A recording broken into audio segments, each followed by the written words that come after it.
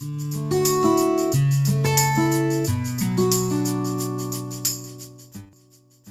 everyone. Thanks for joining me for another Boundary House video. I'm Jill. Our previous videos have focused on prioritizing our relationships, specifically our bedroom relationships.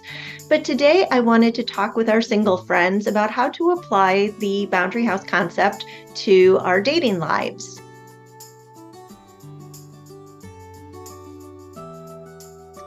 So to review, you'll remember that the Boundary House visualization is a 2-story house with a yard and a fence around it. And our bedroom is our most private, intimate space. And not a lot of people get to know us that intimately. And then you go down into the lower level with the kitchen and the family room. And those are people who we have developed a lot of trust with and we have some shared history with. And then we go out to the porch in the yard, and these are our acquaintances, people that we don't know very well, maybe coworkers or friends of friends. And then we have people outside the yard, and we don't really know who they are. So to apply this visualization to dating, let's say, for example, we are talking with somebody new, likely met them online, and it seems to be going well, the conversation, and maybe we've had a date or two, and we get excited about connecting with another person, because for most of us, that's what we want. We want to develop an intimate connection. We want to be known. We want to be seen. We want to have a partner to share our lives with. So when we start to feel a spark with somebody or a possibility of that, that can be very exciting. Not to mention, we have our brain chemistry and bonding hormones that are driving us in that direction. So it can be real easy to create a false sense of intimacy within this new relationship and be tempted to invite someone to know us very intimately on an emotional level before we've had that time for trust to develop.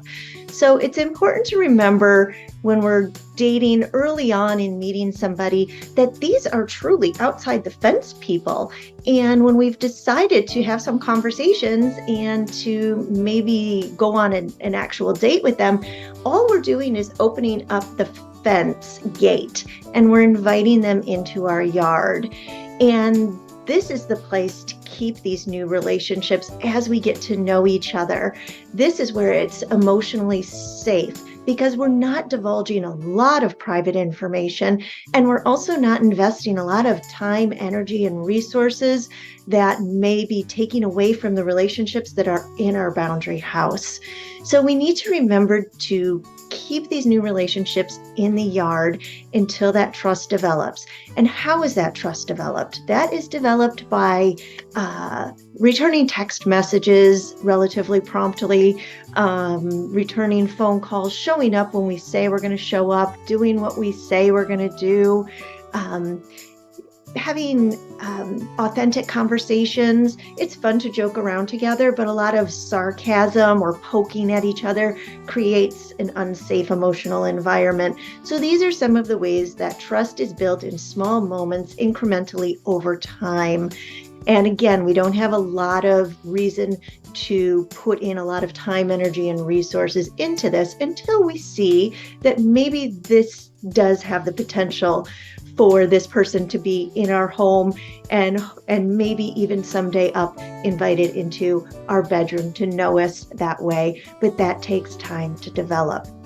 So I hope that gives you a sense of how to approach dating and new relationships as far as building trust and not inviting someone up to our bedroom before they have earned the right to be there by developing trust with you, and vice versa, you with them.